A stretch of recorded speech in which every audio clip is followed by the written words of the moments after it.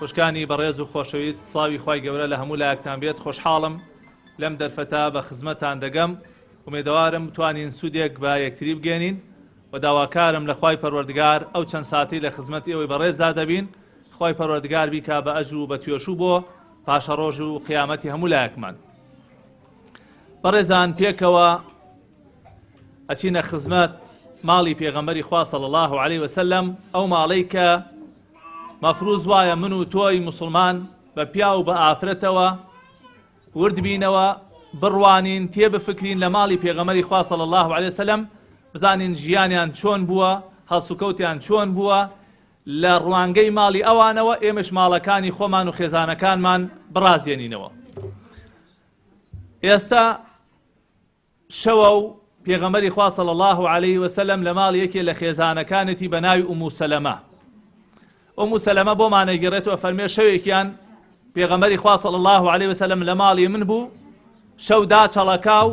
لە خەوڕا چەڵەکی و فەرمووی سوبحان الله، واتە پاک و بێگەردی بۆ خوا. کاتێک کە مسلمان شتێکە بینێ مایی سەرسوڕمانە یا شتێکی عەجیبە یا شتێکی غەریبە و سەیرە بەلایەوە،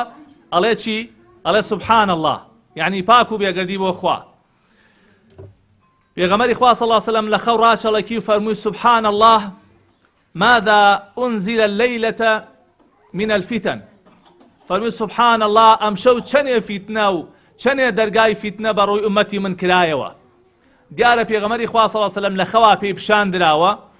و پێی وتراوە کە چەندێ دەرگای فیتنە و بەڵاو ئاشوب بەسەر ئومەتی پێغەمبەری خوا صلی الله علیه وسلم کراوەتەوە. جا هەر لەو ڕۆژەوە پێغەمبەری خوا صلی الله علیه وسلم وریایی دا و حەذەری داوە بە ئێمەی مسلمان، بە خوشک و برانی مسلمان لە هەر شوێنێکی دنیان کە کۆمەڵێک فیتنە و بەڵاو ئاشوبی زۆر کە پێشتر نەبووە بەڕۆی ئومەتی پێغەمبەری خوا صلی الله علیه وسلم کرایەوە، هەر لە فیتنەی پارە و سەروەت و سامان، هەر لە فیتنەی دنیا و خۆشیەکانی دنیا، لەو شتانەی کە ئینسان هەڵە خەڵەتێنن، لەو شتانەی کە ئینسان سەر لێ ئەشێوێنن. بۆیە پێغەمبەری خوا صلی الله علیه وسلم ئەوەنە فیتنەکە زۆر بووە کە پێی پیشاندراوە لە خەوا، ئەوەنە زۆر بووە کاتێک کە هەڵسا لە خەو فەرمووی سوبحان الله، پاک و بێگەردی بۆ خوا، دەرگای فیتنەی زۆر کرایەوە. ئێستا بەڕاستی بەڕێزان ئێمە بە ئاشکرا زۆر بەڕوونی ئەو فیتنانە ئەبینین کە پێغەمبەری خوا صلی الله علیه وسلم ئێمەی لێ ئاگادار کردووەتەوە. ئاگاتان لە حاڵی مسلمانان هەیە ئەمڕۆ چەندێ ڕوبەڕووی فیتنە و بەڵاو ناڕەحەتی و ناخۆشیە بنەوە، ئەوەی کە بە ئازار تاقیە کرێتەوە لە شوێنەکانی دنیا و لەم پەڕ و لەو پەڕی دنیا، بە ئازار و ناڕەحەتی تاقیە کرێنەوە. بەشێکی تر لە مسلمانان بە خۆشیەکانی دنیا و بە ئارەزووی دنیا و بەو شتانەی کە پێوتێ فریودەر هەڵخەڵەتێنەر تاقی ئەکرێنەوە. دەرگای زۆر شتمان بەڕوا کراوەتەوە، فیتنە زۆر بۆ لە کۆمەلگایە، بەڕاستی لەمەیش زۆرترە بێ. وەکو پێغەمبەری خوا فەرمێ صلی الله علیه وسلم، ڕۆژگارێک دێت فیتنە وەکو شەوی تاریک بەسەر خەڵکا دائەبارێ، چۆن شەو لە پڕ تاریکیەکەی هەموو خەڵک ئەگرێتەوە، ئاوها فیتنە و بەڵاو موسیبەت زۆرە بێ. فەرمووی یصبح الرجل مؤمنا ويمسي كافرا، وای لێ دێت پیاوێک ئافرەتێک بەیانی ئیماندارە و ئێوارە کافرە بێت، بێباوەڕە بێ و لە دینەکەی دەرەچێتەوە، و بە پێچەوانەیشەوە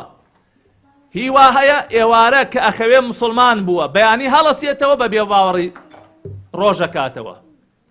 وای لێ دێ مسلمانان ئەوەنە فیتنە و بەڵاو ئاشوب و پارە و دەرگای دنیا و تەماح بەڕوویان ناکرێتەوە، يبيع دينه بعرض من الدنيا، ئەو دینەی خۆی کەمایی سەربەرزیەتی بە کەمێکی کەم لە پارەی دنیا ئەیفرۆشیە. ئێستا بە چاوی خۆتان ئەیبینن خەڵکانێک چۆن لەبەر خارتوو دنیا و لەبەر خاتر تەماحی دنیا و لەبەر دەستکەوتنی پارە و پوڵ چۆن حاشا لە دینەکەی خۆیان ئەکەن و چۆن دینەکەی خۆیان ئەفرۆشن. بەداخەوە ئەبیستم کە خەڵکانێک ئێستا لە ئەوروپا بۆ ئەوەی کە ئیقامەیەکی بدەنیە، بۆ ئەوەی کە لە وڵاتێک قبوڵی بکەن بژی، دوور لە دایک و باوک، دوور لە کەس و کار، دوور لە هەموو خۆشیەکانی خزم و کەس و ناسیار، لەو غەریبیە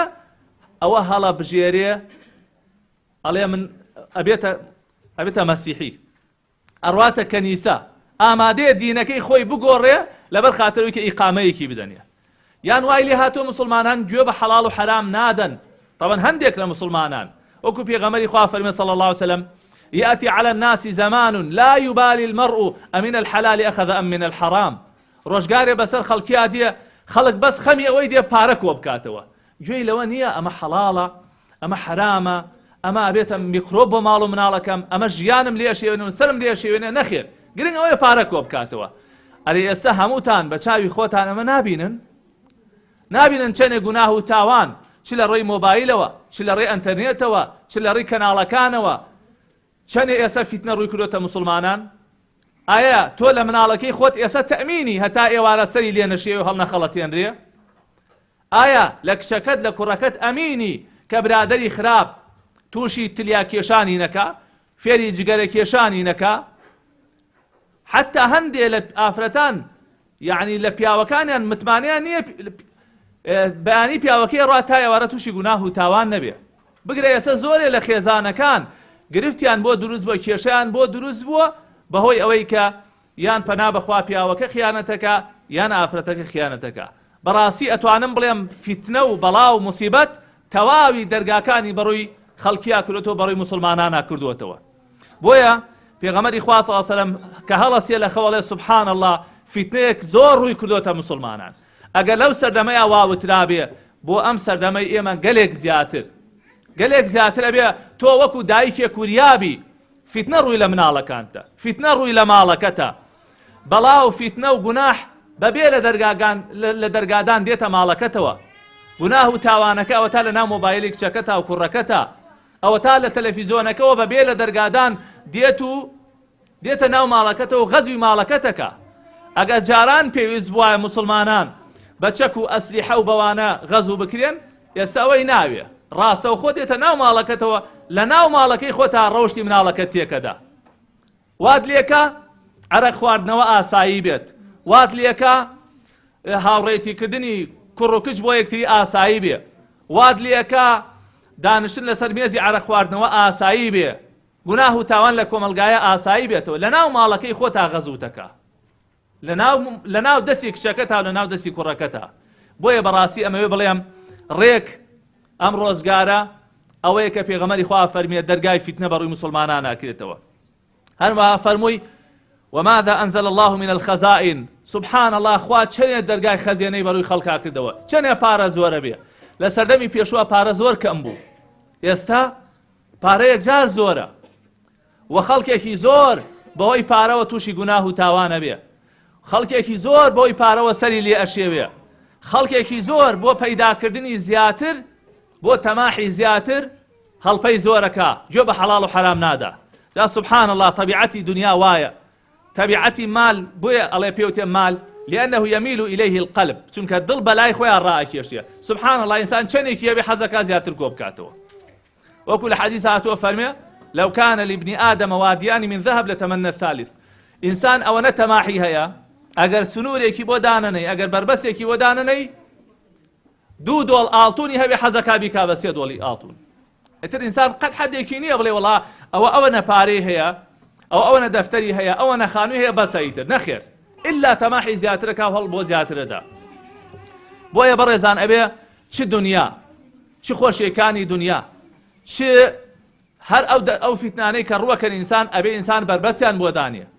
ئەبێ سنووریان بۆ دانیە ئیمامی عەلی وەصفی دنیا کە ئەفەرمێت دنیا بریتێ لە 3 وشە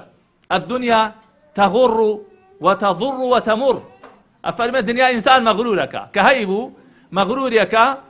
دوایەوە زیانی پێگەێنێ دوایەوە خواحافیزی لێکە و بەجێ هێڵێ ئەوە طبیعەتی دنیایە